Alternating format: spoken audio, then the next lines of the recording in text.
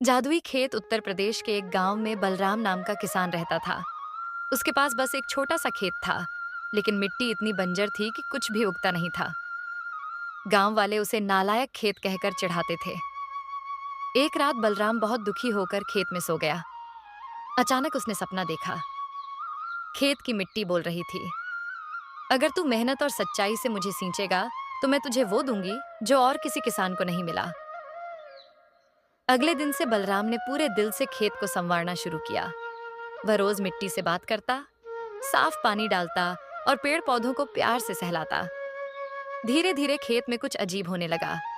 बीज बोने के कुछ ही घंटों बाद पौधे अंकुरित हो जाते और अनाज, सब्जियां और फल सब सोने जैसी चमकने लगते। गांव में हलचल मच गई। गांव वाले चौंक गए। वे कहते, यह खेत साधारण नहीं, ये तो जादुई खेत है। बलराम ने उस खेत की उपज कभी अपने लिए नहीं रखी। वह गांव के गरीबों और अनाथ बच्चों में बांट देता।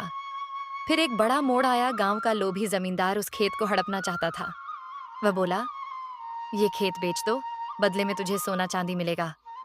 लेकिन बलराम ने कहा, ये खेत मेरे लिए सोना नहीं, गांव के लिए जीवन है। मैं इसे कभी नहीं बेचूंगा। धीरे धीरे सबको समझ आया कि खेत जादुई इसलिए है क्योंकि उसमें बलराम का प्यार, मेहनत और त्याग मिला हुआ था। असल जादू मिट्टी में नहीं, किसान के दिल में था। सालों बाद गांव समृद्ध हो गया। गांव वाले कहते, जादुई खेत ने हमें अनाज नहीं, इंसानियत दी।